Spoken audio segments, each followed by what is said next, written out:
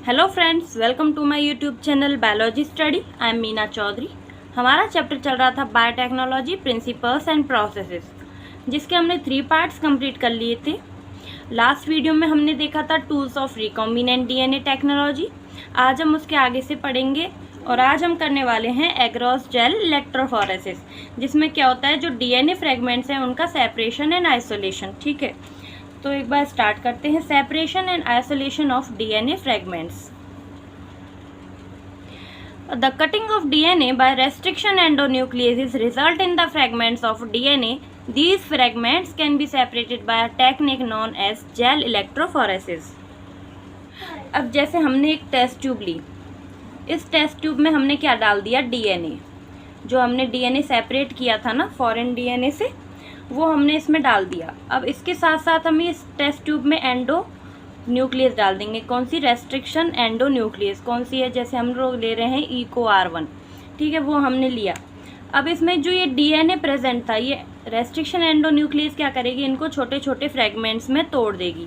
अब जैसे ये डीएनए था, इसको क्या किया, इस रेस्ट्रिक्शन एंडो न्यूक्लियस है उसने छोटे छोटे जो फ्रेगमेंट्स हैं उनमें तोड़ दिया। तो कुछ जो बने छोटे, कुछ बने बड़े, इनकी डिफरेंट साइज़ के क्या बन गए, इसमें डीएनए फ्रेगमेंट्स बन गए।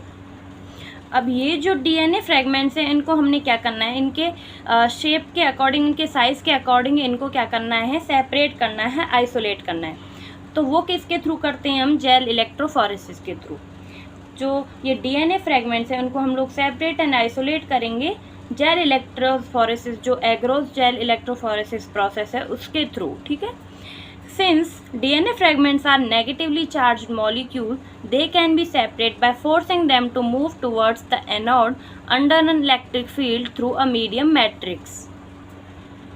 तो पहले हम क्या करते हैं, जो ये एग्रोस जेल इलेक्ट्रोफोरेसिस है उसको इस डायग्राम के थ्रू समझ लेते हैं। ठीक है, तो अब ये फिगर 11.3 में दिया हुआ है एग्रोस जेल इलेक्ट्रोफोरेसिस। इसमें क्या होता है, ये एक प्लेट प्रेजेंट होती है। इस प्लेट के ऊपर प्रेजेंट होते हैं वेल्स। ये वेल्स में क्या होता है, हम जो डीएनए की फ्रेगमेंट्स हैं ना उनको इसमें डाल देते हैं सेपरेट करने के लिए। और ये जो डीएनए बैंड्स हैं, ठीक है, ये लार्जेस्ट साइज़ के अंदर, ये स्मॉलेस्ट साइज़ की, अभी आगे बताती हूँ। अब जो ये प्लेट है इसके ऊपर डालते हैं हम एग्रोस जेल। ठीक है, अब ये जो एग्रोस रहता है ये क्या होता है, एक पॉलीसैकेराइड होता है जो कि एक्सट्रैक्ट करते हैं सीवीड्स से। ये क्या होता है, नेचुरल पॉलीमर है। इसको हम लोग कहाँ से एक्सट्रैक्ट करेंगे, कहाँ से निकालते हैं, सीवीड से। सीवीड क्या होता है, जो मैरीन एल्गी होती है ना, रेड एल्गाई, वो होती है सीवीड्स। ठीक है, एंड ये जो एग्रोस है ना, ये हम लोग जब मैरीन एल्गाई से निकालते हैं तो ये हम पाउडर फॉर्म में निकालते हैं। ठीक है, बाद में हम इसको क्या करते हैं, जो एग्रोस है इसको, जो ये पाउडर फॉर्म में प्रेजेंट है, इस पाउडर के साथ हम लोग जो है एक बीकर में क्या डालते हैं, बफर सॉल्यूशन, जिसकी वजह से फिर हम उसको हीट करते हैं। और हीट करने के बाद क्या होगा, वो जेल बन जाता है। ठीक है, तो जेल क्या होता है, एक सेमी सॉलिड फ्लूइड होता है। तो जो रेड एल्गाई है उससे हम लोग कैसा जो एग्रोस है वो ऑब्टेन कर रहे थे पाउडरी फॉर्म में, उसको हम बाद में जेल बनाते हैं। अब ये जो एग्रोस जेल है वो हम इस प्लेट पे डाल देते हैं।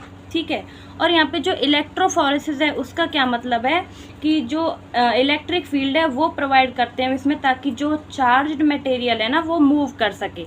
तो इसीलिए जो एग्रोस है, जेल इलेक्ट्रोफोरेसिस है, उसमें हम क्या करेंगे, एग्रोस जेल डालते हैं प्लेट के ऊपर, और फिर जो है उसमें इलेक्ट्रिक फील्ड प्रोवाइड करते हैं ताकि जो चार्ज मटेरियल है वो मूव कर सके, मोशन करे उसमें। ठीक है, अब क्या होगा, जो डीएनए की फ्रेगमेंट्स थी, जो रेस्ट्रिक्शन एंडोन्यूक्लियस ने कट की थी, वो डिफरेंट साइजेस की, उनको हम डाल देते हैं वेल्स के अंदर। अब यहाँ पे तो प्रेजेंट होता है कैथोड यानी कि पॉजिटिव चार्ज, सॉरी कैथोड यानी नेगेटिव चार्ज, और इस साइड प्रेजेंट होता है एनोड जो कि होता है नेगेटिवली चार्ज्ड। और जैसा कि हम जानते हैं जो डीएनए है वो कौन सा होता है, नेगेटिवली चार्ज्ड होता है। तो डीएनए जो है वो नेगेटिवली चार्ज क्यों होता है, क्योंकि उसमें पाया जाता है फॉस्फेट ग्रुप।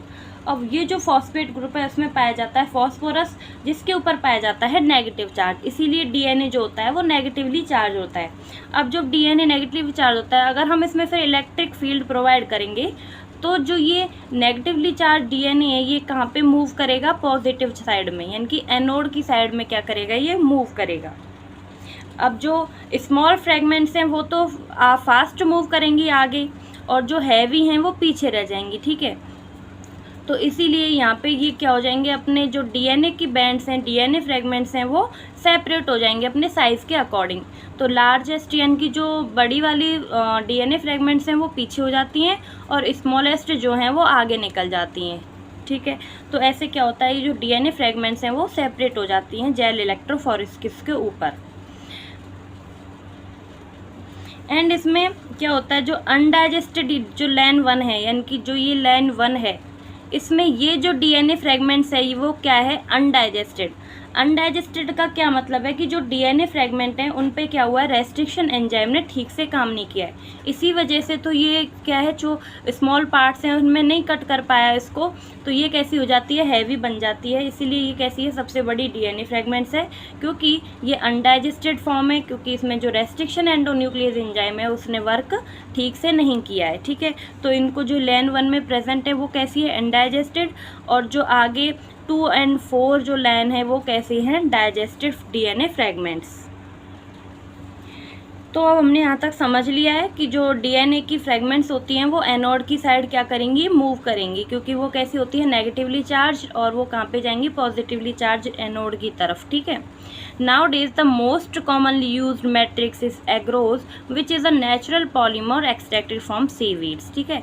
तो जो हम लोग मोस्ट कॉमनली कौन सा यूज़ करते हैं, मैट्रिक्स, एग्रोज जेल, जो कि हम लोग एग्रोज को कहाँ से एक्सट्रैक्ट करते हैं, सीवीड से, जो कि एक नेचुरल पॉलीमर है। The DNA fragments separate according to their size through sieving effect provided by the agarose gel. तो अब जो ये डीएनए फ्रेगमेंट्स हैं वो कैसे सेपरेट होती हैं अपने साइज़ के अकॉर्डिंगली, उसमें क्या होता है, एक सीविंग इफेक्ट। सीविंग क्या होता है, छानने, मतलब कि जैसे छान देना होता है ना, जो हमारी छाननी होती है, हम घर में अपना जैसे चाय छानते हैं वो सब है, तो उसी तरह ये छानने का इफेक्ट है, जिसको हम लोग क्या बोलते हैं, सीविंग इफेक्ट, ठीक है। जिसमें क्या होता है, ये जो डीएनए फ्रेगमेंट्स है वो छन जाते हैं, सेपरेट हो जाते हैं, छोटी और बड़ी जो स्मॉलेस्ट एंड जो लार्जेस्ट डीएनए फ्रेगमेंट्स हैं वो अलग अलग हो जाती हैं। Hence the smaller the fragment size the further it moves. अब जो ये सबसे छोटी फ्रेगमेंट्स होती हैं डीएनए की, वो सबसे आगे जल्दी जल्दी मूव करती हैं नेगेटिव साइड, पॉजिटिव साइड में, ठीक है। Look at the figure 11.3 and guess at which end of the gel sample was loaded. तो आप देख रहे हो जो फिगर 11.3 है उसमें आप बता सकते हो, गैस कर सकते हो कि जो हम सैंपल है उसको कहाँ से लोड करते हैं, यानी कि जो डीएनए फ्रेगमेंट्स हैं वो कहाँ पे डालते हैं। तो हम जो ये वेल्स हैं इस साइड में क्या करेंगे, डीएनए फ्रेगमेंट्स को डालते हैं, फिर ये क्या करती हैं, जो इनमें जब हम लोग इलेक्ट्रिक फील्ड प्रोवाइड करेंगे तो ये बाद में मूव करके ये एनोड साइड में मूव करेंगी, ठीक है। The separated DNA fragments can be visualised only after staining the DNA with a compound known as ethidium bromide followed by exposure to UV radiation. You cannot see pure DNA fragments in the visible light and without staining.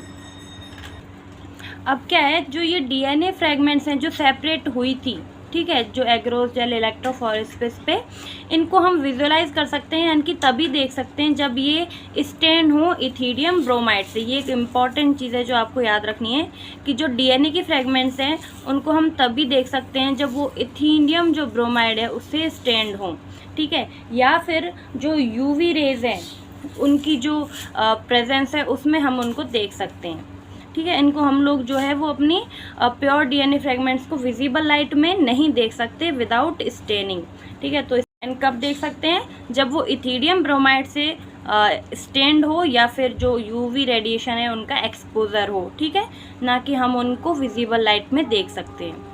You can see bright orange colored bands of DNA in a ethidium bromide stained gel exposure to UV light.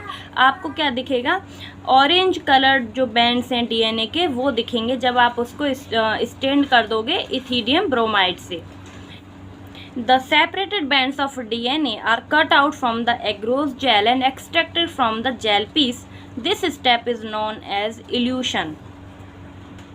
तो अब यहाँ पे एक term आई है evolution. अब ये evolution क्या होता है, इसमें जो प्रोसेस होती है सेपरेट करने की एक मटेरियल को दूसरे मटेरियल से एक सॉल्वेंट के साथ, उसको बोलते हैं इल्यूशन। दैट मीन्स कि एक मटेरियल को हमें क्या करना है, दूसरे जो मटेरियल है उससे अलग करना है। तो किसकी हेल्प से करेंगे, वो एक सॉल्वेंट की हेल्प से करेंगे, ठीक है। अब जो ये सेपरेटेड बैंड्स थे इनको हम क्या करेंगे, एग्रोस जेल है उससे कट करेंगे, उसके बाद हम इनको निकाल लेंगे एक जेल पीस से, ठीक है। तो ऐसे करके हम जो ये डीएनए फ्रेगमेंट है उसको निकाल लेते हैं एग्रोस जेल से। The DNA fragments purified in this way are used in constructing recombinant DNA by joining them with a cloning vector. अब जो डीएनए हमने सेपरेट किया है एग्रोस जेल से, उसको क्या करेंगे हम, जो है प्लाज्मिड उसके साथ जोड़ देंगे। फिर क्या होगा, जो रिकॉम्बिनेंट डीएनए है वो बन जाएगा। उसके बाद क्या होगा, इसको हम जो क्लोनिंग वेक्टर है वो बन जाएगा, यानी कि बहुत सारे जो क्लोन्स हैं वो बनेंगे, ठीक है। तो यहाँ पे जो जेल इलेक्ट्रोफोरेस प्रोसेस थी वो कंप्लीट होती है। क्लोनिंग वेक्टर्स हम नेक्स्ट वीडियो में करेंगे, ठीक है, क्योंकि ये थोड़ा लेंथी टॉपिक है, इसमें टाइम लगेगा। तो आज के लिए इतना ही। आई होप कि आपको वीडियो अच्छी लगी होगी। अगर आपको मेरा पढ़ाया हुआ पसंद आया हो तो प्लीज़ चैनल को लाइक शेयर एंड सब्सक्राइब करें। एंड कोई भी डाउट हो तो मुझे कमेंट बॉक्स में ज़रूर बताएं। तो अब मिलते हैं नेक्स्ट वीडियो में, तब तक के लिए bye bye, take care, thank you.